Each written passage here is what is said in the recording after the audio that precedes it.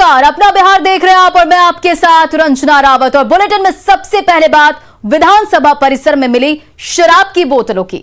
बिहार में चल रहे विधानसभा के शीतकालीन सत्र के बीच परिसर के अंदर शराब की बोतलें मिलने से हड़कंप मच गया है। बिहार विधानसभा परिसर के अंदर शराब की कई खाली बोतलें मिली हैं, जिसके बाद शराबबंदी एक बड़ा मुद्दा बन गया है। राज्य में शराबबंदी के बावजूद विधानसभा परिसर के अंदर ये बोतलें कहां से आई, ये बड़ा सवाल है और ये एक बड़ा सवाल खड़ा हो रहा है। विपक्ष लगातार सवाल उठा रहा है और तेजस्वी यादव के आरोपों पर सीएम नीतीश ने भी सदन में जवाब दिया। उन्होंने कहा कि अगर शराब की बोतलें मिली हैं तो कोई गड़बड़ी तो कर रहा है और उसके खिलाफ कड़ी कार्रवाई होनी चाहिए।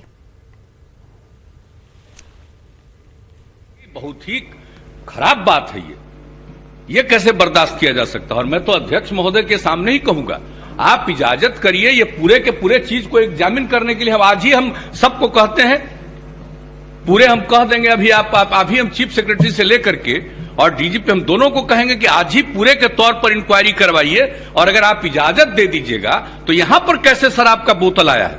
और ये मामूली बात नहीं, अगर यहां पर कोई शराब का बोतल आया है तो कोई गड़बड़ कर रहा है, उसको छोड़ना नहीं चाहिए और अगर पता चल जाए तो उस पर सख्त कार्रवाई होनी चाहिए।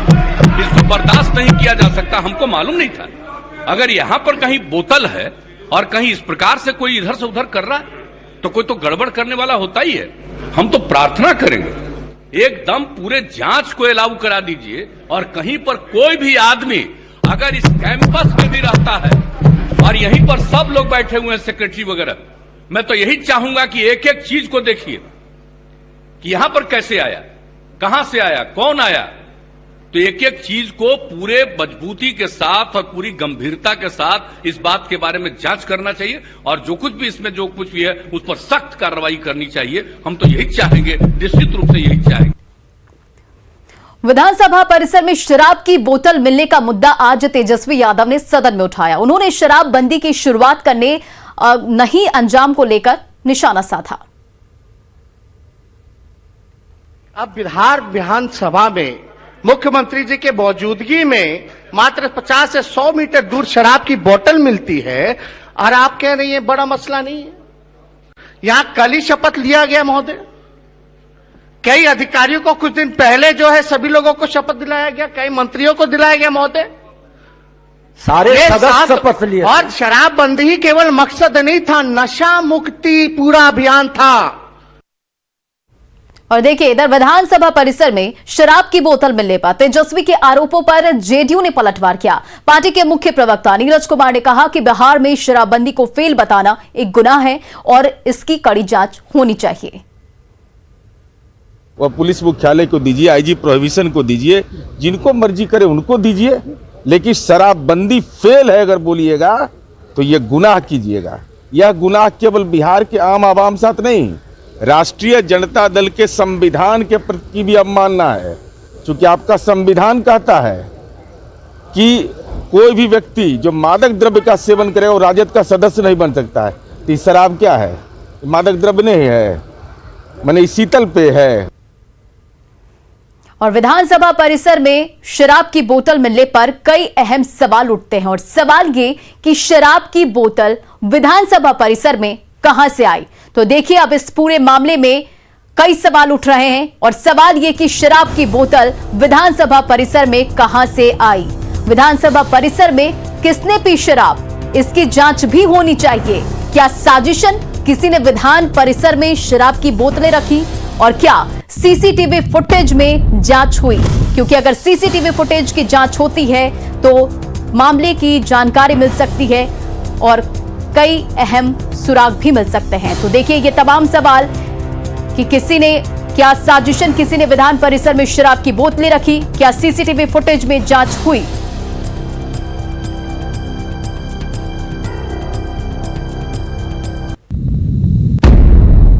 और अब बुलेटिन में बात उस खबर की जिसने लोकतंत्र के मंदिर को शर्मिंदा कर दिया। सदन के बाहर आज 2 विधायकों की भिड़ंत हुई जो गाली गलौज तक पहुंच गई।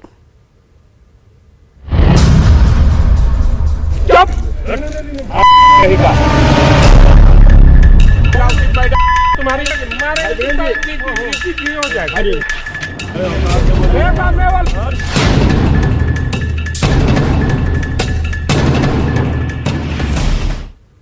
बिहार विधानसभा की चौखट पर संसदीय मर्यादा तार तार हो गई। आरजेडी विधायक भाई वीरेंद्र और बीजेपी विधायक संजय सरावगी सरेआम आपस में भिड़ गए और फिर जो हुआ देखिए।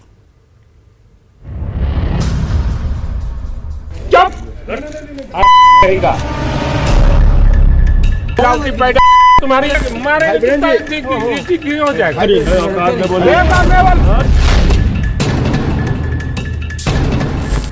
लोकतंत्र के मंदिर के बाहर सत्ता पक्ष और विपक्ष के दो विधायकों के बीच सरेआम तू मैं हो रही है।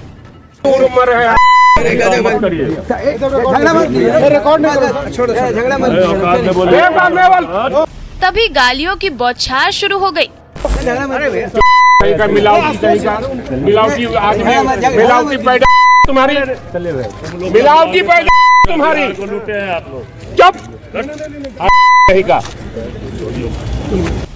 तो जवाब में धमकी का सिलसिला तेज हो गया। हमको तुम करेंगे, मारेंगे, हो जाएगा।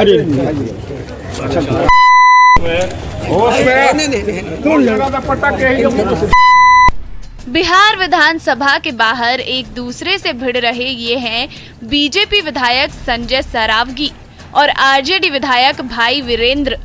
सब जानते हैं कि बिहार की सियासत में बीजेपी और आरजेडी जैसे राजनीतिक दलों के बीच किस तरह तलवारें खींची हुई हैं।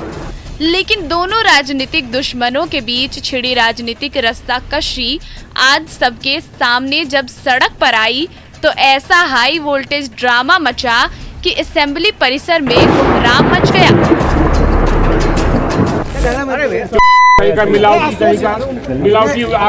मिलावटी पैदा तुम्हारी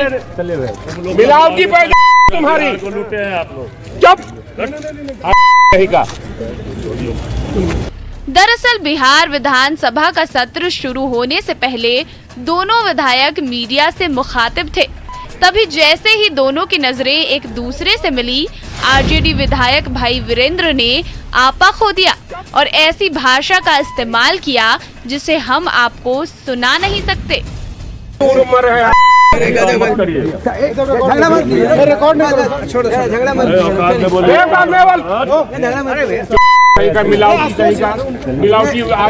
मिलावटी पैदा तुम्हारी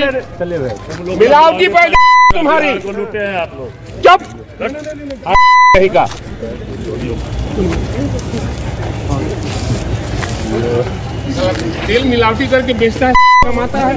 हमको तुम करेंगे, मारेंगे, हो जाएगा।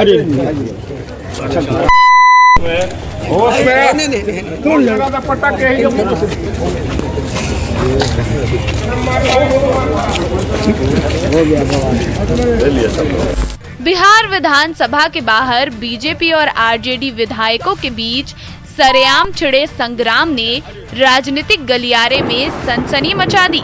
तो लोकतंत्र के मंदिर की चौखट पर हुए गाली गलौज और धमकी भरे अल्फाजों ने संसदीय राजनीति की मर्यादा जरूर तार तार करके रख दी। अमित कुमार के साथ शैलेंद्र कुमार, न्यूज़ 18 पटना। और गाली गलौज के बाद जब भाई वीरेंद्र से सवाल किए गए तो उन्होंने सफाई दी कि जैसी भाषा का प्रयोग किया गया उसी भाषा में जवाब दिया कि हम कैसे संस्कार के लोग हैं और हम कभी भी किसी को तुम ताम नहीं करते हैं। हमसे जो छोटे माननीय विधायक होते हैं मैं उनको माननीय विधायक ही कहता हूं और हम कभी भी इस तरह का काम नहीं करते हैं। और ये लोग गलत लोग हैं और सरकार में शामिल हैं और बिजनेस उनका जो है हम जानते हैं और सब लोग जानते हैं, आप लोग भी जानते हैं कि किस तरह से बिजनेस वो करते हैं। इस मुद्दे को क्या सदन के अंदर? सदन के क्या मामला ये सदन का नहीं, ये बाहर का मामला था और उनको जो उन्होंने बोला हमने भी तरीके से जवाब दिया। और इधर बीजेपी विधायक संजय सरावगी ने कहा कि 15 सालों से इन लोगों ने बिहार को लूटा और अब जब बालू का अवैध धंधा और शराब बंद है तो इन लोगों को बेचैनी हो गई है, जिसकी वजह से मर्यादाओं को तोड़ने वाले बयान दिए जा रहे हैं। लोगों ने बिहार को लूटा है, बालू माफियागिरी की है सरकार ने बालू माफियागिरी भी बंद कर दी और 15 सालों जो लूटा है उनको भी बंद कर दिया। खुले आम ये लोग विपक्ष के लोग जो है शराब बिकवाना चाहते हैं, सरकार पर दबाव बनाना चाहते हैं। तो इस सबसे जो और संस्कार ऐसा ही है, जैसा संस्कार रहेगा वैसे ही भाषा का इस्तेमाल ये लोग करेंगे। इसीलिए इन लोग के दबाव में हम लोग आने वाले नहीं हैं। न इन लोग की बालू माफियागिरी चलने वाली है और न इन लोगों का दबाव जो है सरकार पर चलने वाला है। और बड़ी खबर आपको बता दें, 15 दिसंबर के बाद मुख्यमंत्री नीतीश कुमार करेंगे यात्रा। तो बड़ी खबर, जहां 15 दिसंबर के बाद मुख्यमंत्री नीतीश कुमार करेंगे यात्रा और सीएम नीतीश सभी जिलों की करेंगे यात्रा। शराबबंदी को लेकर महिलाओं को करेंगे जागरूक, सरकार की योजनाओं और शराबबंदी की समीक्षा करेंगे मुख्यमंत्री नीतीश कुमार। और मुख्यमंत्री नीतीश कुमार की यात्रा की रणनीति बनाई जा रही है। जल्द ही तारीख के साथ पूरी यात्रा की रूपरेखा की जाएगी तैयार। तो देखिए, ये पटना से बड़ी खबर हम आपको बता रहे हैं, जहां 15 दिसंबर के बाद मुख्यमंत्री नीतीश कुमार यात्रा करेंगे और मुख्यमंत्री नीतीश कुमार सभी जिलों की यात्रा करेंगे। साथ ही शराबबंदी को लेकर महिलाओं को जागरूक करेंगे और सरकार की योजनाओं और शराबबंदी की समीक्षा भी करेंगे। और सीएम की यात्रा की रूप रणनीति बनाई जा रही है और जल्द ही तारीख के साथ पूरे यात्रा की रूपरेखा की जाएगी तैयार।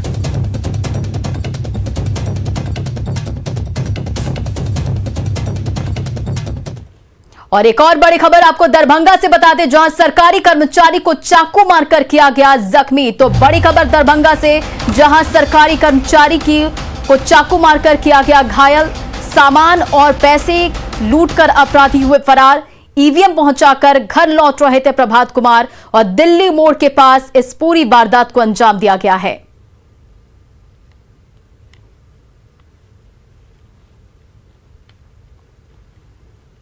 और अब बात मुजफ्फरपुर की। मुजफ्फरपुर आई हॉस्पिटल में विवाद के बाद अगले आदेश तक के लिए ऑपरेशन थिएटर को बंद कर दिया गया है। आज होने वाले सभी ऑपरेशन को भी रोक दिया गया है और पूरे मामले की जांच एसीएमओ के द्वारा की जा रही है।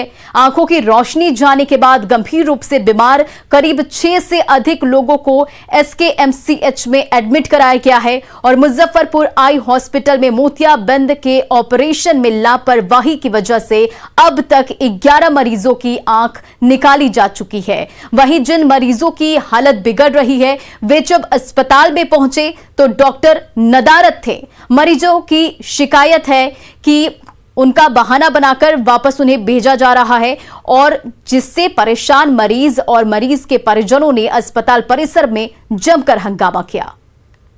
घरे तो इतना मोट मोट कांची छाई लेखा पड़ के आँख खिचड़ी हो जाए। ये ना बुझाई। डॉक्टर कभी कह जाए अभी तक चेक न कल ना। अगला सोमवार का ऑपरेशन हो गया, आँख खराब हो गई है। सोमवार माने 22 तारीख को। हाँ, कथी का ऑपरेशन करेंगे? आँख के मोतियाबिंद के। हाँ, अब क्या दिक्कत का है? साफे आँखें खत्म हो गई। दिक्कत है, आँख से इतना दर्द है, इतना पानी देता है, ये रात दिन हमको चैन न हो रहा है। यहाँ दिखाने के लिए तो पटना लोगों को भेजा गया था, आपको नहीं भेजा था? नहीं। अभी अंदर कहाँ हैं डॉक्टर को? डॉक्टर है भी न करे। मोतियाबिंद हुआ था, इसीलिए ऑपरेशन कराने आए। ये सरकारी हॉस्पिटल है, करा देंगे ऑपरेशन। करा के गए हैं, उस दिन से रात दिन अल्लाह कर रहे दर्द से, आँख से पानी बहुत गिर रहा है।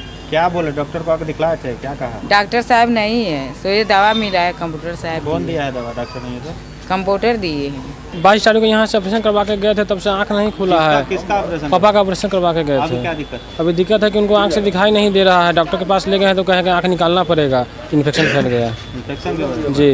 इस आई हॉस्पिटल में नहीं बोले? यहाँ पर कोई डॉक्टर ना है, ना कोई कंपाउंडर है, सब जगह पूरा खाली खाली है। यहाँ से जो भेजा गया था कुछ लोगों को पटना, तो उसमें आपको नहीं? उसमें हम नहीं थे। 9 दिन हो गए, 9 दाना खाइले कुछ। ऑपरेशन कराते हैं का? ऑपरेशन कर दिया एक महीना का। क्या दिक्कत है अब? दर्द माथा में, आँख में, बुखार कोई हुई। और इधर समस्तीपुर के सदर अनुमंडल क्षेत्र में पंचायत चुनाव के प्रत्याशी हिमांशु कुमार उर्फ रोशन की पीट पीट कर हत्या कर दी गई है। और हिमांशु कुमार रायपुर पंचायत के वार्ड संख्या 9 से वार्ड सदस्य का प्रत्याशी था। घटना कल की है, जब वारिसनगर प्रखंड में पंचायत चुनाव की प्रक्रिया खत्म होने के बाद हिमांशु अपने घर पर था और इसी दौरान गांव के ही सतोराई की तरफ से बिजली ठीक कराने के लिए हिमांशु को घर बुलाया गया और फिर आरोप है कि उसकी हत्या कर दी गई। काफी देर तक जब हिमांशु अपने घर नहीं लौटा तो परिजन सतोराई के घर उसे खोजने पहुंचे, जहां घर के अंदर हिमांशु का शव पड़ा था और घर वाले फरार थे। वारिसनगर पुलिस ने मौके पर पहुंचकर शव को कब्जे में लिया और जांच में जुट गई है। फिलहाल हत्या के पीछे की वजह का खुलासा नहीं हो पाया है, लेकिन फरार सतोराय और उसके घर वाले कई सवाल जरूर खड़े कर रहे हैं।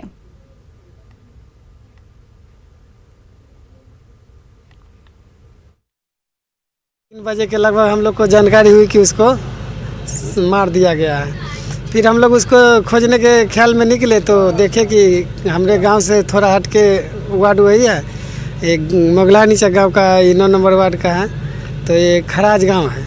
वहाँ पे सब लोग जुटे हुए हैं, देखे तो इसका लाश वहाँ पे पड़ा हुआ था। अभी तो कुछ तथ्य सामने नहीं आया। कुछ लोगों को कहता है कि लड़का लड़की का मर्डर था, जिसमें पंचायत भी हुई, किसी को अपना घर तरफ जाने नहीं दिया। वो सारी बातें तथ्य जो छुपा हुआ है, ग्रामीण मामला है। दोनों गाँव जो मृतक है वो चुनाव भी लड़ रहा है। सुने हैं कि वार्ड का चुनाव लड़ाया था। आज ही लोग बताया था कि वार्ड में नॉमिनेशन किए हुए था।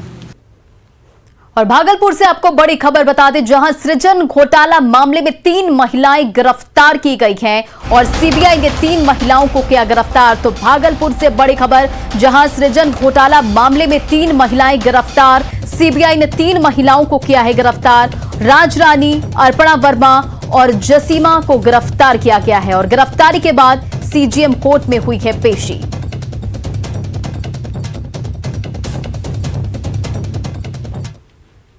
और अब इस बुलेटिन में बात उस खबर की जिसे देखकर आप भी चौंक जाएंगे, क्योंकि मुंगेर में जो हुआ है वो वाकई हैरान करने वाला है। मुंगेर का एक मतदान केंद्र साइबर ठग के निशाने पर था। केंद्र पर मतदाताओं की पहचान के लिए बायोमेट्रिक सिस्टम लगाया गया था, लेकिन ठग ने सिस्टम में छेड़छाड़ कर कई मतदाताओं को लाखों का चूना लगा दिया, जिसके बाद मतदान केंद्र पर जमकर हंगामा हुआ।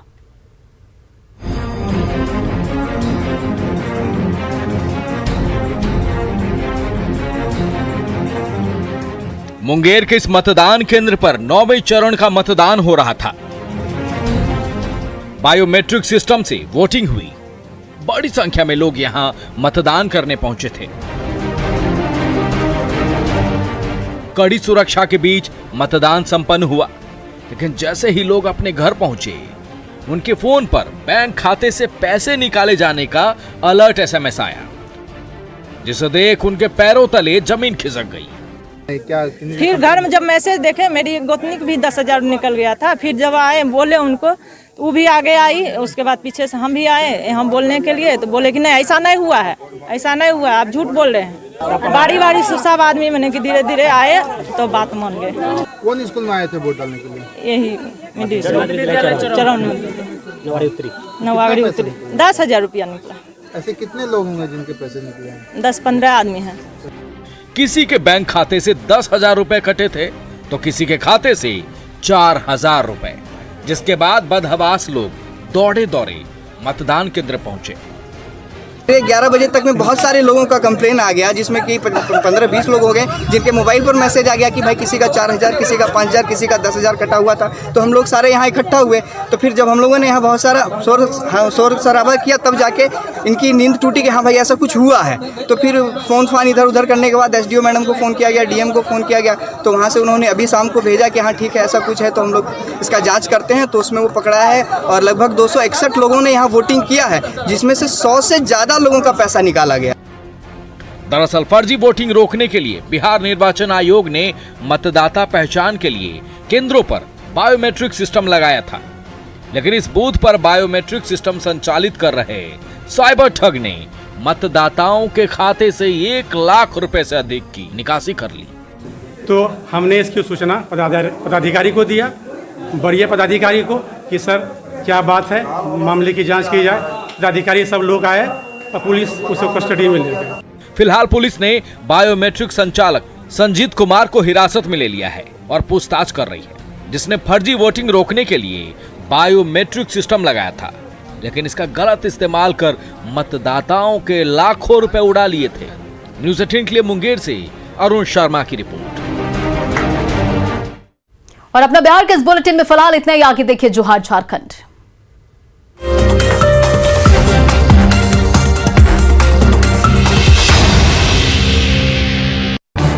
इस न्यूज हेडलाइंस के प्रायोजक